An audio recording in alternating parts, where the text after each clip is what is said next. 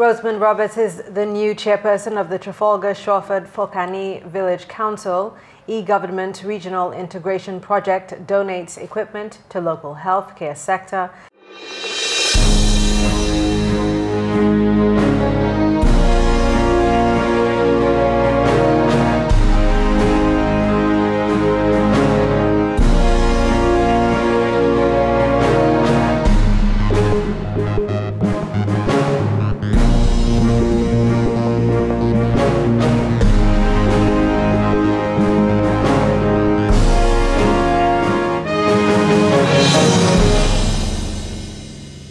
Hello and welcome to another edition of National Focus. I'm Fontaine. And I'm Jarna Hector. Stay with us for details of the headline stories and others after the break. Documentaries and in-depth discussions, community walkthroughs, and Yes We Care. See it all on GIS Channel 7. Rosamond Roberts is the new chairperson of the Trafalgar Shawford Forcani Village Council. Roberts and 7 other councillors were officially sworn in during the council's 6th inaugural meeting last Friday at the Trafalgar Community Centre. I thank you all for the trust and confidence which you have demonstrated for the power of your vote. I want to assure you that I will do my utmost at all times to continue to deserve your trust. Last Friday's meeting was attended by President of Dominica, His Excellency Eliud Williams, Prime Minister Honorable Roosevelt Skerrit, Ministers of Government and residents of the 3 communities. Former chairperson and first female to hold that position, Soma Desiree, spoke of some of the highlights of the Council's 3-year term. The Council collaborated with the Parliamentary Representative for the Rosa Valley, Honorable Colin McIntyre, in providing housing development in the community. This led to some homes being repaired, providing much relief to the beneficiaries. 2 projects, namely the Forcani Road rehabilitation, is in the 2nd phase, nearing completion, and funding is available for the resurfacing of the Trafalgar basketball hardcourt.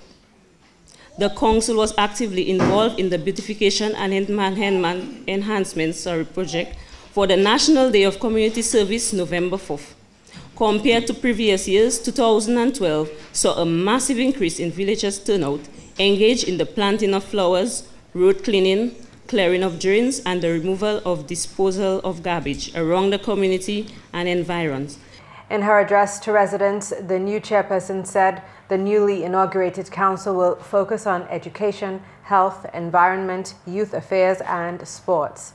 She issued a call to parents to take advantage of educational opportunities available within the communities. Today, I am happy to see the start of a new preschool in Trafalgar and extend my thanks to the government of Dominica for the implementation of affordable early childhood education programs as part of the preschool, as part of the primary school. I want to take this opportunity to encourage all parents of children of preschool age who are not at school to enroll your child at the Trafalgar preschool. For we believe that early childhood is a crucial time period for the development of mental functions of children. Parents, we are urging you to make use of this opportunity. For the benefit of our children and young people, we will be committed to creating facilities with the assistance of the government so that young people can further their education. Minister for Community Development, Honorable Gloria Shillingford at Friday. Serving community calls for dedication, commitment, and love for one's country and fellow men. I therefore applaud you for your spirit of patriotism and love which has led you to make this commitment. I urge you to take your responsibility seriously and do not let your enthusiasm be dampened by trivialities and negative synergies. Do not be deterred by challenges. Rather, keep your eyes focused on your goal, which is to bring forth growth and development in these 3 communities which you have pledged to serve. Parliamentary Representative for the Roseau Valley constituency, Honorable Dr. Colin McIntyre, also addressed Friday's meeting. He assured residents that the current administration would continue to pay attention to the housing needs of the 3 communities. We saw it fit to expand the village. The village cannot expand anymore that way. It cannot go that way at all because there are hills there. So government saw it fit to acquire an additional 5-point-something acres, where we were very, very happy to have 10 of the Petrocasa houses installed, erected on the Lily Valley area. And we have 10 happy families really enjoying the houses for the first time. And I want to say, yes, thank you very much. And I want to say to those of you here, well, we heard our outgoing chairperson speak of the housing assistance. I've always been pointing any little housing material, assistance that we get. We go out and we touch our people. It's critical for us. We have to make sure, we touch our people, support them, help them. Because, we know times are trying, but as a government, we want to make sure we, continue to hold your hands, bring you to that fishing line so you can fish one day and catch those huge fish, what they call them. Now, I want to say to the rest of you here, those of our friends here, I know sometimes we get a little concerned about, okay, my neighbor got one, my neighbor got some help. As our Prime Minister has always said, I've learned that one from him. If your neighbor, if you have received some help today, say thank you. And you as a neighbor, just realize that your help is coming next. So people, I want to make it abundantly clear to you that those of you who are in the waiting list, we will take care of you. The 6th inaugural meeting of the Council comes at a time when the government of Dominica is seeking to develop a geothermal project in the Roseau Valley community. Prime Minister Honorable Roosevelt Skerrit, in his address at Friday's meeting, defended government's decision to develop the project. All of us pay light bills. And my God, there's no way you can survive with these light bills that you pay in this country. When $500 and $700 and $800 of your salary has to go to pay light bill to Dominic, how are you going to buy food with it, with the balance? How do we go about reducing the cost of our light bills for our citizens? And we were told it's geothermal we should go to. But we started geothermal, we had a study by the OAS, no protest action. We had experts come here, we had studies done, we shared it with the public, we're very transparent with it. We did a first well, no problem. We did a second well, no problem. We did a third well, no problem. No problem whatsoever. The moment the critics of the government and the same environmentalists, the same people who told us that we should go to geothermal, saw that we were at the threshold of signing agreements with serious investors, credible investors, to finally take advantage of that God-given resource. They started criticizing and saying that we should not go to geothermal. And interestingly, I've been told by some people that some of the people who are opposed to geothermal and who are telling us that we should go back to hydro were against the hydro when the Freedom Party was doing the hydro here in the valley.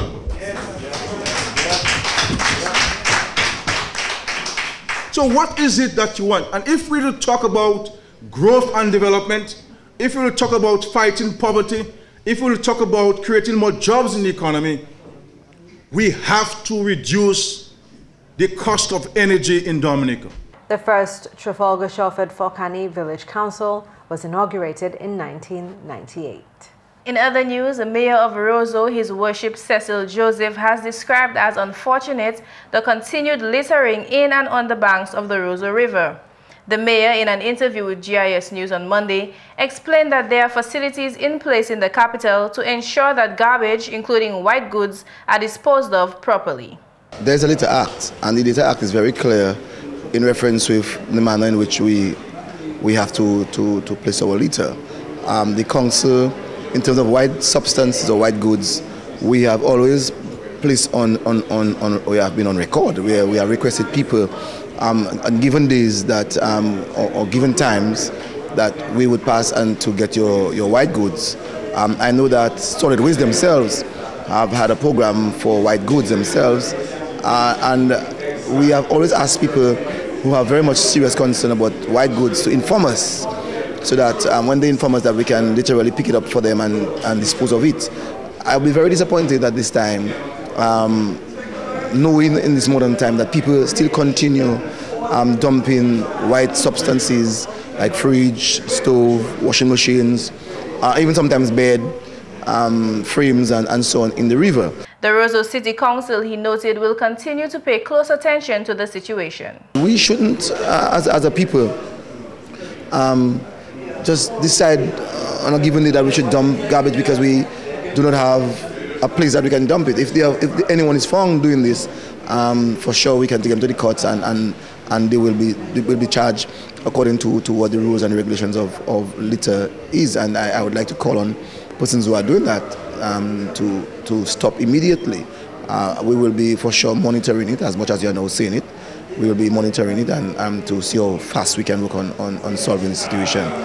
If the situation is still existing, I will bring forward to the council, because every other Wednesday we meet to discuss city affairs so that we can make some kind of pronouncement to people when we're going to pick up the white goods and maybe see how best we ourselves can remove what is in the river presently.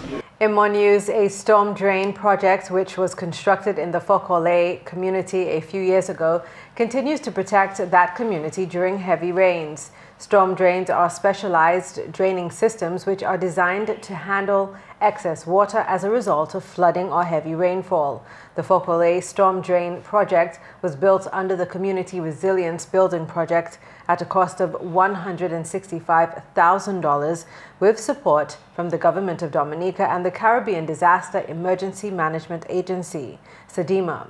Executive Director of SEDIMA, Jeremy Collymore, along with officials from the Disaster Management Office, paid a visit to that project last Friday.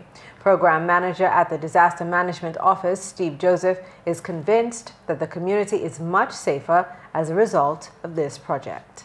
We feel that the community has been impacted in a positive way. As you know, runoff water can cause a great impact on homes, soil erosion, landslides. So this is part of our overall community building resilience project. And we are hoping that such initiatives will continue. We are grateful to SEDIMA under the CDM HIP program for providing the resources through the OECS. And we simply can hope that the community will appreciate and help in the maintenance and keeping it clean, because it's for them that we've implemented that project. One resident of Fokole, Charmaine Beek, is pleased by the benefits that this massive storm drain project has brought to her community. There was a specific drainage project that was undertaken just upper corner from where I live, and I have to say that, you know, the community is very satisfied with the project. Prior to not having the project, there were several drainage issues, especially during times of disasters or, you know, heavy rainfall. You'd have a lot of debris, you know, entering into persons' yards, and as a result of the drainage project, that is an issue of the past. Osborne Thomas served as a contractor on the project. He too shared his comments. The drainage project was a helpful project for the community, and the people around here enjoy it. They appreciate what we do. I work with the people, but then there's still more to be done, because you have a lot of more places that we need to do more things and more drainage and things. So we are waiting and still when things can be better, so then we can do some more drainage. Plans are to continue to implement other components of the Community Resilience Project in Fokole. There are other components regarding capacity building, ensuring that we have a proper community disaster plan and family plans here in Fokole. And so the work continues here in Fokole to ensure that the community is a bit more resilient to resist any possible adverse event or disaster. The visit to that project was one of several made by Mr. Collymore and officials during his roundup visit to Dominica last week. Mr. Jeremy Collymore will end his stint as Executive Director of SEDIMA on March 31st, 2013. Government Health Information System was recently enhanced with the receipt of $400,000 worth of medical equipment. The Ministry of Health last Friday accepted the donation from the E-Government Regional Integration Project, E-GRIP.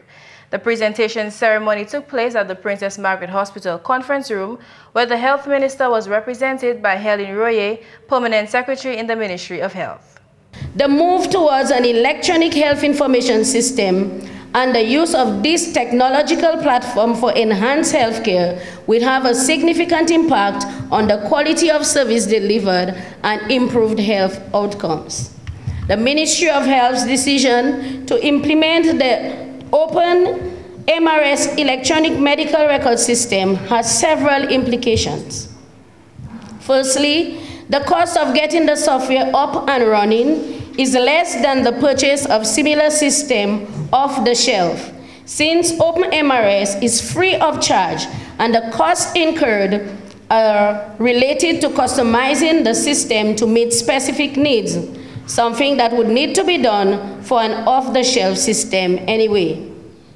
Secondly, the ongoing maintenance costs will be lower than for a subscribed system, especially if the system is shared with other sister countries in the region who themselves can contribute manpower to maintaining the system through addressing common problems and further refining the software.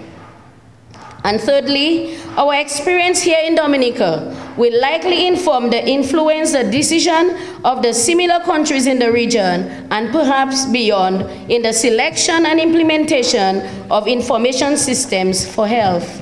EGRIP country-based specialist Marlon Marie spoke to the initiation of the donation. Marie also expressed satisfaction at being involved in the efforts on behalf of his organization. The Ministry of Health, in discussions with the OECS, made a request to procure the relevant computer and networking equipment for the implementation of an electronic medical records system.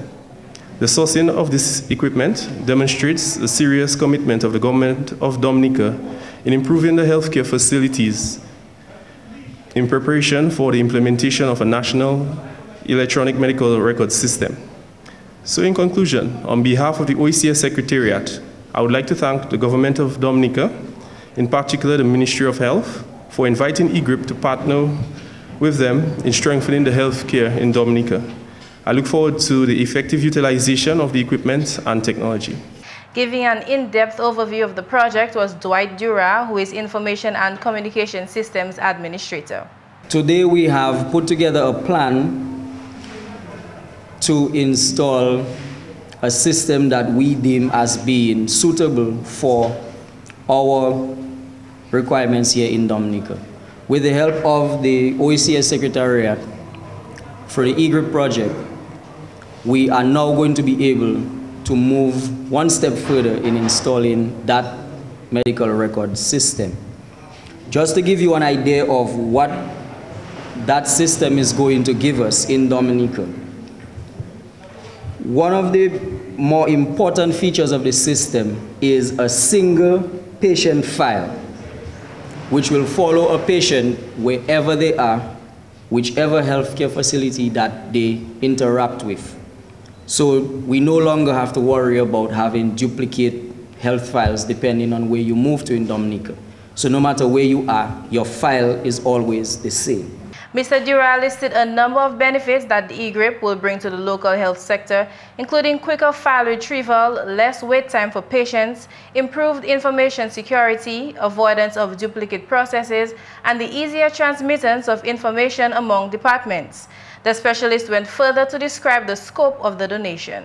The equipment includes 34 desktop computers, 14 laptop computers, 21 tablet computers, 3 network switches, 2 network racks, 4 network attached storage servers, 4 application servers, 3 rack mounted uninterruptible power supplies, 8 wireless network access points.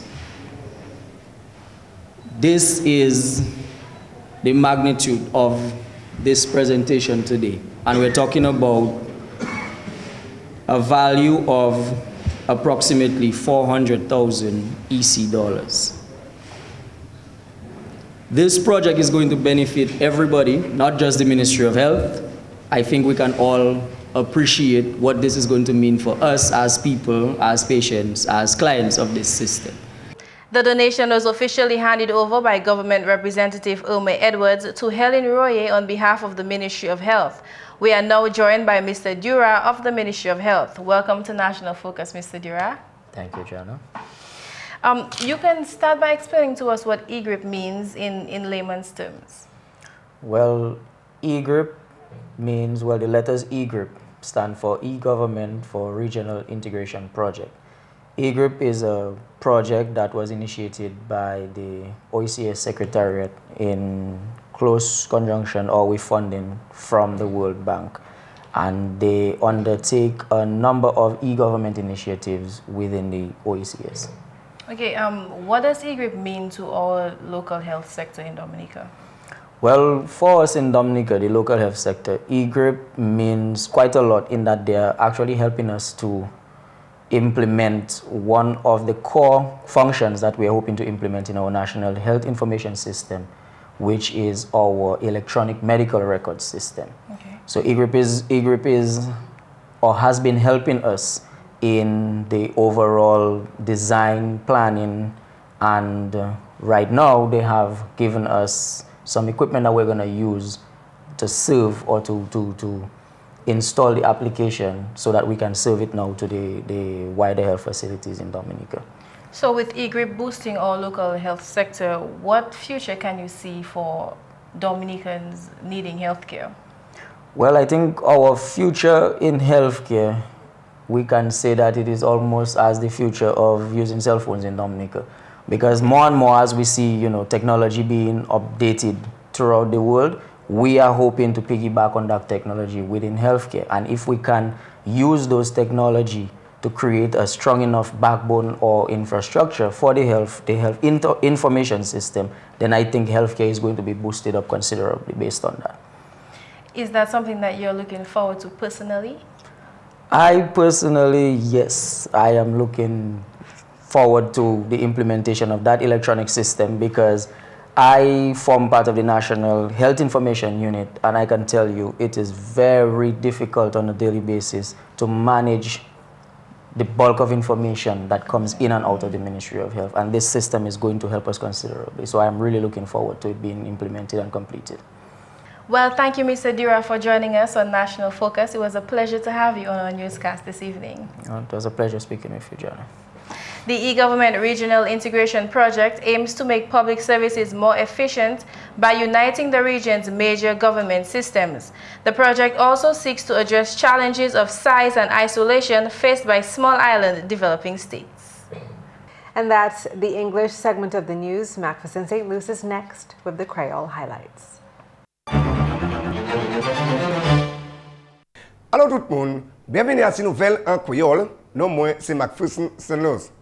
Premièrement, plan compagnie Cibon Airlines pour faire business et puis la Dominique l'année là, qui complémenter service qu'il y a offert. Parole celle-là sorti du Premier ministre Honorable Roosevelt Skerritt. Gouvernement Dominique a pris une décision l'année passée pour investir l'argent en compagnie Liat. Quand même, Premier ministre Skerritt fait parole que le gouvernement régional qui est en Liat fait premier tranche paiement 3,8 millions de dollars qui est dépensé pour produire 6 avions neufs qui ont une capacité 50 passagers chaque. Compagnie Liat a produit ces avions neufs pour remplacer ça actuellement. Compagnie là déjà fait parole qui a tapé 3 anciens avions l'année là. La nouvelle, le ministère qui a responsabilité pour l'énergie pays CARICOM qui a gardé le vent pour policy énergie venir en réalité.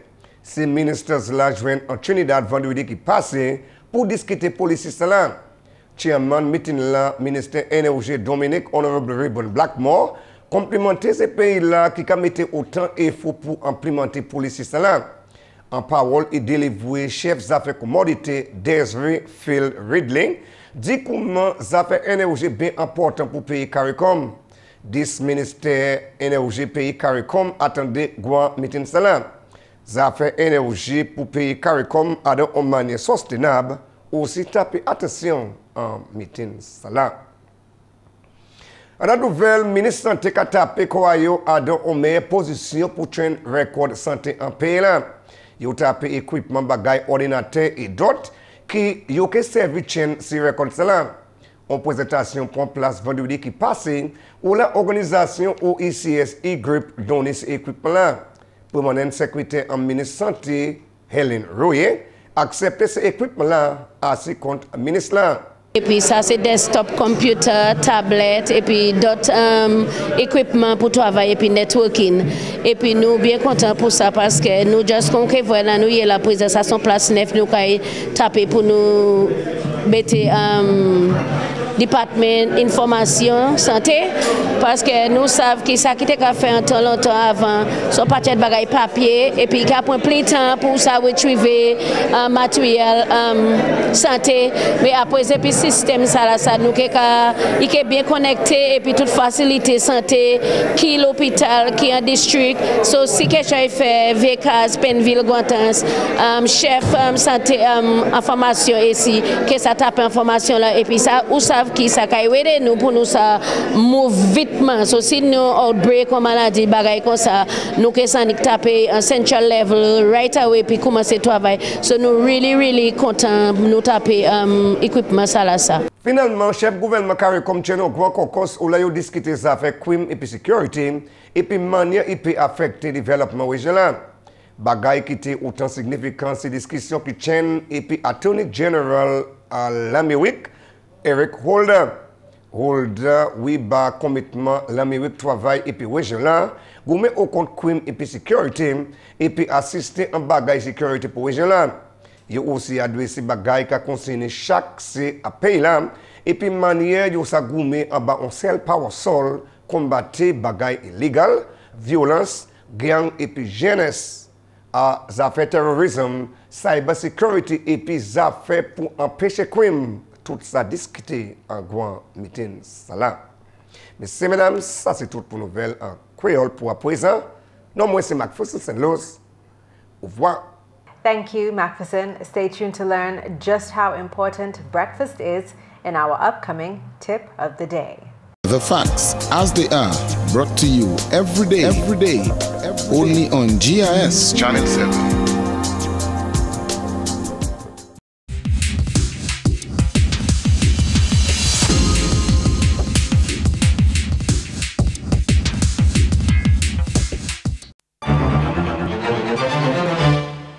Some people skip breakfast in an effort to lose weight, but the practice is more likely to cause weight gain than weight loss. Skipping breakfast is strongly linked to the development of obesity.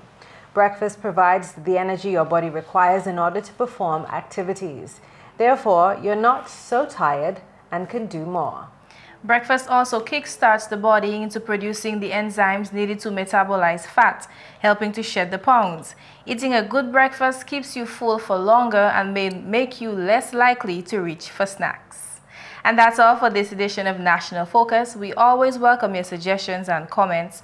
Please drop us an email at gis@dominica.gov.dm or visit our website at news.gov.dm. Friend us on our Facebook page and be sure to like our GIS Dominica fan page. You can also catch up on past National Focus newscasts on our GIS Dominica YouTube channel. On behalf of the entire news production team, I'm Fontaine. And I'm Jarna Hector. Thanks so much for watching.